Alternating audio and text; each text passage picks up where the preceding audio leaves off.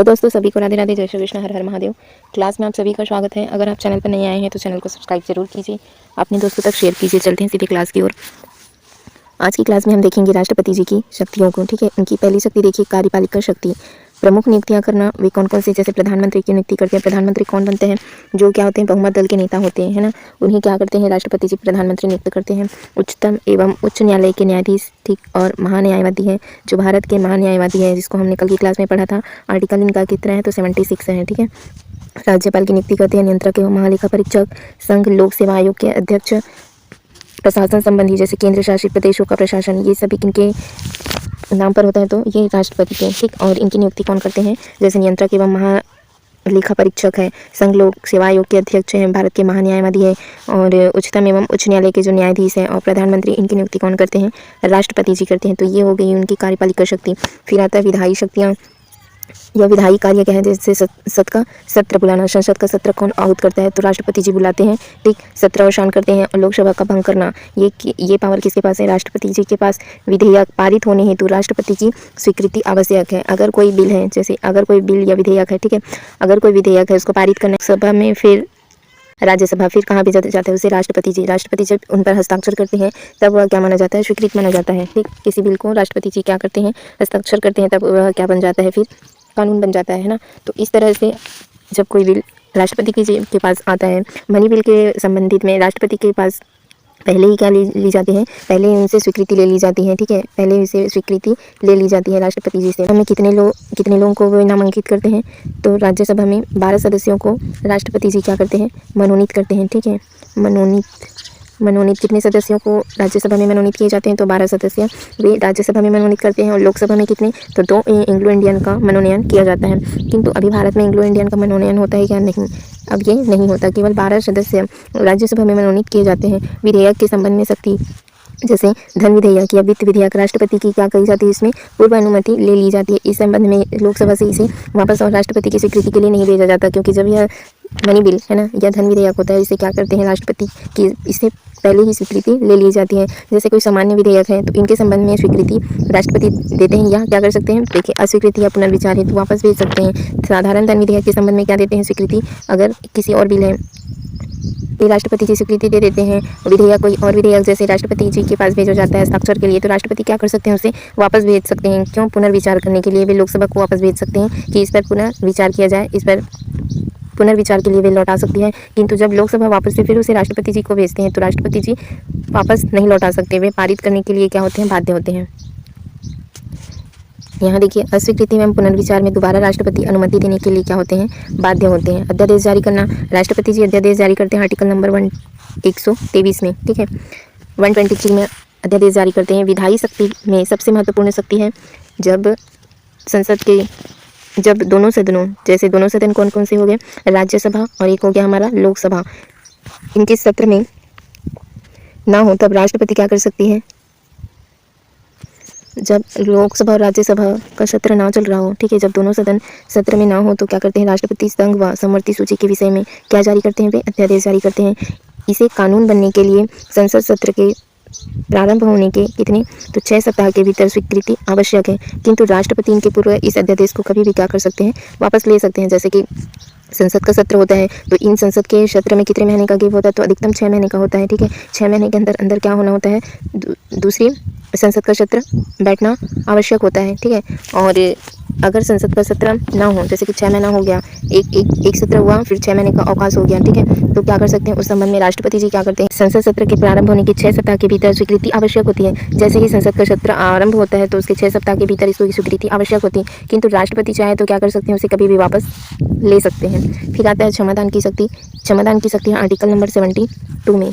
ठीक, राष्ट्रपति को किसी अपराध के लिए, जैसे दोष सिद्धि ठहराए गए किसी व्यक्ति के दंड को क्या कर सकते हैं, वे क्षमा दे सकते हैं, उनका प्रविलंबन कर सकते हैं, विराम कर सकते हैं, परिहार कर सकते हैं। ठीक, अथवा क्या कर सकते हैं, दंडादेश के निलंबन, परिहार, लघुकरण की शक्ति है। दंड के अंतर्गत मृत्युदंड भी शामिल है। अगर किसी व्यक्ति को मृत्युदंड मिला है, तो राष्ट्रपति जी क्या कर सकते हैं, उनको क्षमा कर सकते हैं। ये क्षमादान की शक्ति उसमें कौन से आर्टिकल में दी गई, आर्टिकल नंबर 72 में दी गई है। ठीक है, अब देखते हैं, क्षमा अपराधी को सभी दंड निरताओं से मुक्ति तो मिल जाती है, वह ऐसी स्थिति में पहुंच जाता है मानो उसे कोई दंड दिया ना हो। ठीक है, राष्ट्रपति जी के पास क्षमादान की शक्ति है, जिससे वे क्या कर सकते हैं, अगर किसी व्यक्ति को क्या मिला है, दंड मिला है, तो उनकी सज़ा को क्या कर सकते हैं, वे माफ़ कर सकते हैं। फिर उसे ऐसा माना जाता है कि जैसे उसे जैसे उसने कोई अपराध किया ही ना हो। फिर आता है प्रविलंबन। ये क्या होते हैं, तो दंड देने में विलम्ब, जैसे कि मृत्यु दंड का क्या हो, अस्थायी निलंबन कर दिया जाता है। किसी व्यक्ति को मृत्यु दंड मिला हो, उसे फांसी दी जानी हो, तो कुछ समय के लिए, ये अस्थायी लिखा है ना, तो अस्थायी उसको क्या कर सकते हैं, राष्ट्रपति जी निलंबित कर सकते हैं। फिर हमारा आता है विराम। इसमें देखिए, किसी दंड के से कुछ समय के लिए छूट देना, जैसे कि किसी दंडित गर्भवती महिला को कुछ समय के लिए छोड़ना। अगर किसी महिला को क्या मिला है ना, तो जब तक कि वह गर्भवती है ना, वह शिशु को जन्म नहीं देती, तब तक के लिए उसको क्या किया जा सकता है, रोका जा सकता है। हार, दंड की मात्रा कम करना। परिहार में दंड की मात्रा घटती है, परंतु क्या नहीं होती, दंड की प्रकृति बदलती नहीं है। दंड की मात्रा को तो कम किया जा सकता है। जैसे किसी व्यक्ति को 5 वर्ष या 8 वर्ष का क्या मिला है, कारावास मिला है, तो 5 वर्ष को घटाकर कितना वर्ष कर दिया जाएगा, 3 वर्ष का कारावास कर दिया जाएगा। किंतु उसकी प्रकृति बदली क्या नहीं, उसे कारावास मिला है तो उसे कारावास की ही सज़ा मिलेगी, किंतु क्या होगा, उसकी प्रकृति को बदला नहीं गया है, बल्कि कम किया गया है, उसमें घटाया गया है। फिर आता है निलंबन। किसी दंडादेश को क्या कर सकते हैं, राष्ट्रपति जी निलंबित कर सकते हैं। लघुकरण, किसी दंडादेश के स्थान पर दूसरे प्रकार का सबसे हल्का दंडादेश देना। जैसे किसी व्यक्ति को सज़ा मिली है, तो उसकी सज़ा काफ़ी बड़ी है, तो उसकी सज़ा को क्या कर सकते हैं, वे कम कर सकते हैं ना, हल्का कर सकते हैं। जैसे किसी व्यक्ति को क्या मिला है, कारावास मिला, 6 वर्ष का या 5 वर्ष का, 2 वर्ष का कारावास मिला, तो उनके स्थान पर वे क्या कर सकते हैं, जुर्माना लगा सकते हैं। फिर आता है सैन्य शक्ति। राष्ट्रपति जी क्या है, तो ये तीनों सेनाओं का प्रमुख होता है। ठीक है, युद्ध व शांति की घोषणा कौन करते हैं, राष्ट्रपति जी करते हैं। और वित्तीय शक्ति क्या प्राप्त है, संचित एवं आकस्मिक निधि पर नियंत्रण अनुच्छेद 280 के तहत क्या करते हैं, वे वित्त आयोग का गठन करते हैं। ये आता है आर्टिकल नंबर 280 में। आपातकालीन शक्ति, 3 प्रकार की शक्तियाँ होती है। एक तो 352 होता है, 356 होता है और 360 ये क्या होता है, तो वित्तीय आपातकाल होता है। ठीक है, 356 में राष्ट्रपति शासन लागू होता है। फिर सर्वोच्च न्यायालय के परामर्श, अगर राष्ट्रपति जी चाहे तो वे क्या कर सकते हैं, सुप्रीम कोर्ट से वे परामर्श ले सकते हैं। ये कौन से आर्टिकल के तहत होता है, तो 143 के तहत होता है। राष्ट्रपति किसी विषय पर अगर उच्चतम न्यायालय की राय प्राप्त करने न्यायालय को निर्देशित कर सकेगा, और क्या करेगा, न्यायालय यदि उचित समझे तो क्या कर सकते हैं, उस पर अपनी राय दे सकते हैं। ठीक है, राष्ट्रपति जी को फिर परामर्श अधिकारिता के अधीन प्राप्त निर्देश राष्ट्रपति के लिए बाध्यकारी नहीं है। अगर सुप्रीम कोर्ट से वह आदेश क्या मांगती है, वे सलाह मांगती है, तो सुप्रीम कोर्ट क्या करेंगे, राष्ट्रपति जी को सलाह देंगे, किंतु उस सलाह को मानने के लिए राष्ट्रपति जी बाध्य हैं क्या, नहीं, उस सलाह को मानने के लिए वे बाध्य नहीं है। फिर विवेकाधीन शक्ति आती है। इसको देखिए, किसी दल का गठबंधन को बहुमत ना मिलने की स्थिति में प्रधानमंत्री की नियुक्ति, लोकसभा के बहुमत के समर्थन के अभाव की स्थिति में मंत्रिपरिषद को पद मुक्त करना, लोकसभा को भंग करना, ये किसके हाथ में होता है, तो राष्ट्रपति की। अभी जैसे किसकी सरकार है, तो बीजेपी की सरकार है। अगर किसी स्थिति में क्या होता है कि इनको पूर्ण बहुमत ना मिले, ठीक है, इनकी सरकार ना बने, तो उस स्थिति में क्या कर सकते हैं, वे प्रधानमंत्री की नियुक्ति कौन, राष्ट्रपति जी ही करते हैं। किंतु अगर लोकसभा में बहुमत के समर्थन ना है, बहुमत का अभाव है, तो इस स्थिति में क्या कर सकते हैं, वे मंत्रिपरिषद को पद मुक्त कर सकते हैं और लोकसभा को क्या कर सकते हैं, राष्ट्रपति जी भंग कर सकते हैं। फिर आता है राजनयिक शक्तियाँ। विदेशों में राजदूतों की नियुक्ति करना, विदेश नीति का संचालन करना और संधियां राष्ट्रपति के नाम से ही होती है। ठीक, ये वीटो पावर कल की क्लास में पढ़ेंगे। आज की क्लास में हमने जो भी पढ़ा है उसका हम एक बार रिवीजन कर लेते हैं। कार्यपालिका की शक्ति देखिए हमने कि प्रमुख शक्तियां जैसे प्रधानमंत्री और क्या है, सुप्रीम कोर्ट और हाई कोर्ट के जो न्यायाधीश हैं उनकी नियुक्ति कौन करते हैं, राष्ट्रपति जी करते हैं। भारत के महान्यायवादी अटॉर्नी जनरल, ठीक है, आर्टिकल नंबर 76 में जिसका उल्लेख है, उसकी नियुक्ति कौन करते हैं, राष्ट्रपति जी करते हैं। राज्यपाल की नियुक्ति करते हैं नियंत्रक एवं महालेखा परीक्षक, और संघ लोक सेवा आयोग के अध्यक्ष, इनकी नियुक्ति भी कौन करते हैं, तो राष्ट्रपति जी करते हैं। प्रशासन संबंधी जैसे केंद्र शासित प्रदेश का प्रशासन, ये राष्ट्रपति की शक्तियां हैं। फिर आता है विधायी शक्तियां, जैसे संसद का सत्र बुलाना, सत्र शांत करना, लोकसभा को भंग करना, विधेयक पारित होने हेतु राष्ट्रपति की क्या होनी चाहिए, स्वीकृति।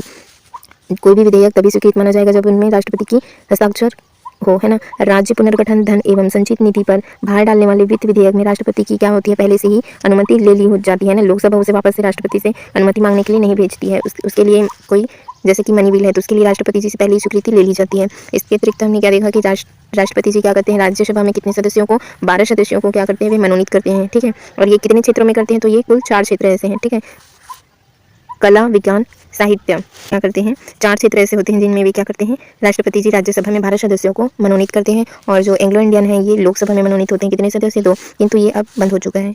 ठीक, और आता है जैसे विधेयक के संबंध में शक्तियाँ, क्या क्या शक्तियाँ प्राप्त है, जैसे धन विधेयक एवं वित्त विधेयक राष्ट्रपति की पूर्व अनुमति से प्रस्तुत होता है। सामान्य विधेयक में क्या करते हैं, स्वीकृति देते हैं या अस्वीकार कर सकते हैं, या पुनर्विचार के लिए इसे क्या कर सकते हैं, वे वापस लोकसभा या राज्यसभा को वापस लौटा सकते हैं कि आप इस पर पुनर्विचार कीजिए। किंतु फिर वह बिल जब राष्ट्रपति के पास में दोबारा पेश किया जाता है तो उसको उस पर स्वीकृति देने के लिए राष्ट्रपति जी क्या होते हैं, तो वे बाध्य होते हैं। फिर अध्यादेश जारी करते हैं आर्टिकल नंबर 123 में, ठीक है, 123 में क्या करते हैं राष्ट्रपति जी, अध्यादेश जारी करते हैं। विधायी शक्ति में सबसे अत्यधिक महत्वपूर्ण शक्ति है ये, अध्यादेश जारी करना राष्ट्रपति जी के पास होता है। जब दोनों सदन में सत्र ना चल रहे हो तो राष्ट्रपति क्या करते हैं, संघ एवं समवर्ती सूची के विषय में अध्यादेश जारी कर सकते हैं, ठीक है। और इसे कानून बनने के लिए क्या करना होता है कि जब भी संसद का सत्र प्रारंभ होता है तो उसके 6 सप्ताह के भीतर उस पर स्वीकृति आवश्यक होती है, किंतु अगर राष्ट्रपति चाहे तो इससे पहले भी इसे वापस ले सकती है, अध्यादेश को वे क्या कर सकती है, वापस कभी भी ले सकती है। फिर आता है क्षमादान की शक्ति, आर्टिकल नंबर 72 में दिया है राष्ट्रपति को किसी अपराध के लिए दोषी, ठीक है, दोषी ठहराया गया किसी व्यक्ति को दंड की क्षमा कर सकते हैं, उसका प्रतिलंबन कर सकते हैं, विराम कर सकते हैं, परिहार कर सकते हैं, ठीक है। अन्य शक्ति राष्ट्रपति जी क्या होते हैं, तो तीनों सेनाओं के वे प्रमुख होते हैं,